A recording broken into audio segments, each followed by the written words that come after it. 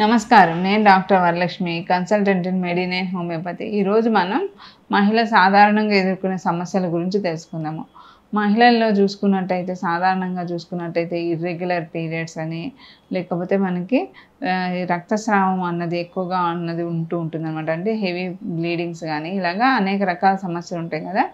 దీనిలో ముఖ్యంగా వచ్చే సమస్యల గురించి తెలుసుకున్నట్టయితే మనకి టీనేజ్ వాళ్ళల్లో గర్ల్స్లో ఏమవుతుందంటే మెన్సెస్ ఇర్రెగ్యులారిటీస్ అనేవి ఉంటాయన్నమాట. ఆ మెన్సెస్ ఇర్రెగ్యులారిటీస్ అంటే నెలసరి అయితే కరెక్ట్గా రాకపోవడం కానీ, లేకపోతే వచ్చినప్పుడు అధికంగా రక్తస్రావం అవ్వడం అన్నది అవుతూ ఉంటుందన్నమాట. దీనికి గల కారణాలు, దీంతో పాటు మనకి ఏమైనా పీసీఓడి ప్రాబ్లమ్స్ ఉన్నాయా, ఇంకేమైనా హార్మోనల్ ప్రాబ్లమ్స్ వల్ల ఇలాగ అవుతుందా, దీనికన్నది మెయిన్ సమస్య ఉంటుంది. దీనికి మంచి ట్రీట్మెంట్స్ అన్నది అవైలబుల్ అన్నది ఉన్నది. హోమియోలో చూసుకున్నట్టయితే ఈ హార్మోనల్ ఇంబ్యాలెన్స్ని మనం కంట్రోల్ చేస్తూ ట్యూమర్స్ కానీ, లేకపోతే పీసీఓడి సిస్ట్లు కానీ, నీటి బుడగలు అంటాం కదా, వీటిని కంట్రోల్ చేసుకునేలాగా కూడా మెడిసిన్స్ అనేవి ఉంటాయి.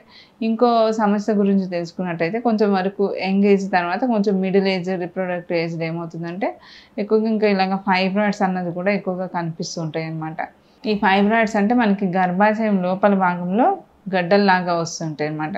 దీనివల్ల ఏమవుతుందంటే స్త్రీలలో అధిక రక్తస్రావం అవ్వడము, లేకపోతే పీరియడ్స్ అప్పుడు ఎక్కువ పెయిన్ ఉండడము, దీంతో పాటు ఇది కొంతవరకు సంతానలేమికి కూడా దారి తీయవచ్చు అనమాట. ఇంకో ప్రాబ్లం గురించి తెలుసుకున్నట్టయితే మనకి స్త్రీలలో అధికంగా వచ్చే సమస్య అంటే దీంతో పాటు ఏమవుతుందంటే మనకి ఫెలోపియన్ ట్యూబ్స్ ఇవన్నీ కూడా బ్లాక్ కానీ, లేకపోతే మనకి గర్భాశయంలో మార్పుల వల్ల కానీ, ఇలాంటి కండిషన్స్లో కూడా మనకి ఇన్ఫర్టిలిటీ ఛాన్సెస్ అనేది ఉంటుందన్నమాట. ఇలా సంతానలేమి కారణం కూడా ఎక్కువగా అవుతుందన్నమాట. అంటే మనకి ఓవరీస్ అన్నది కరెక్ట్గా లేకపోవడం కానీ, లేకపోతే గర్భాశయం అన్నది ఆకారం అన్నది సరిగ్గా లేకపోవడం కానీ, లేకపోతే ఎండోమెట్రియం లేయర్స్లో ఏమన్నా ప్రాబ్లం ఉండడం వల్ల కానీ, లేకపోతే ఫెలోపియన్ ట్యూబ్స్ అన్నది బ్లాక్ ఉండడం వల్ల కానీ మనకి ఇలాగ సంతానలేమి అన్నది అవుతూ ఉన్నదన్నమాట. ఇలాగ ఇన్ఫర్టిలిటీ ప్రాబ్లమ్స్ కూడా హోమియోలో బెస్ట్ మెడిసిన్స్ అనేవి ఉంటాయి. దీంతో పాటు ఇంకా కొంతవరకు ఏజ్ పెరుగుతున్న వాళ్ళలో ఏమవుతుందంటే ఈ మెనోపాజ్ కంప్లైంట్స్ కానీ, లేకపోతే మనకి యూరినరీ ప్రాబ్లమ్స్ అన్నది కూడా ఎక్కువగా కంప్లైంట్ అన్నది ఉంటుంది. యూరిన్ అంటే మనకి ఏజ్ పెరుగుతున్న వాళ్ళలో ఏమవుతుందంటే యూరిన్ ఇన్కాంటినెన్స్ కానీ, లేకపోతే యూరిన్ అన్నది కంట్రోల్ లేకుండా పడిపోవడం అన్నది జరుగుతుంటుంది అనమాట. ఇలాంటి యూరినరీ ప్రాబ్లమ్స్ కూడా హోమియోలో మెడిసిన్స్ ఉంటాయి. దీంతో పాటు ఏమవుతుందంటే స్త్రీలలో ఎక్కువ వరకు అధిక బరువు అన్నది ఉంటుందన్నమాట. ఈ బరువు పెరుగుదలకి మనం కారణాలు అనేవి తెలుసుకున్నట్టయితే ఈ బరువు పెరుగుదలకి కూడా మనం అరికట్టేలాగా హోమియోలో బెస్ట్ మెడిసిన్స్ అనేవి ఉంటాయి.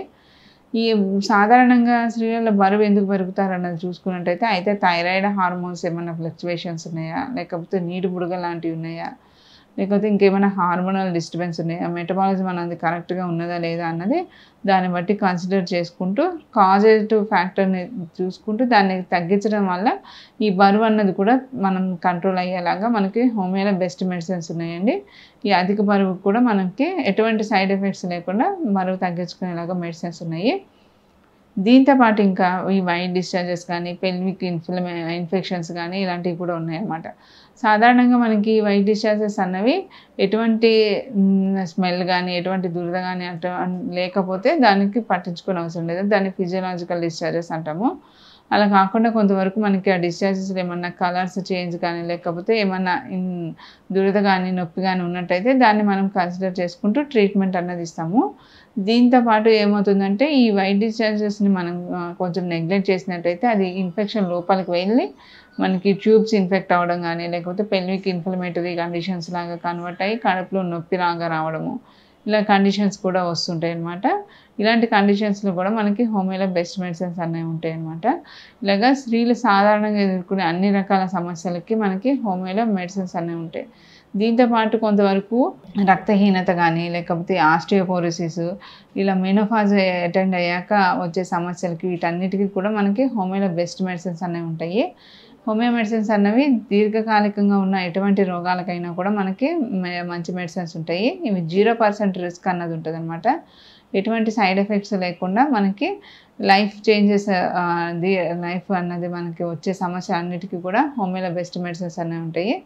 మీకు ఇంకేమైనా ఫర్దర్గా ఏమైనా సందేహాల సమస్య ఉన్నట్టయితే ఒకసారి మెడినైన్ని కన్సల్ట్ అవ్వండి. మెడినైన్లో మనకి ఇమ్యూనిటీ బూస్టర్స్ అన్నది కూడా ఇవ్వడం జరుగుతుంది కాబట్టి ప్రివెంటివ్ మెడిసిన్స్ అనేవి కూడా ఉంటాయి. దీన్ని బట్టి మనం ఏమైనా సందేహాల సమస్య ఉన్నట్టయితే ఒకసారి మెడినైన్ని కన్సల్ట్ అవ్వండి. Thank you.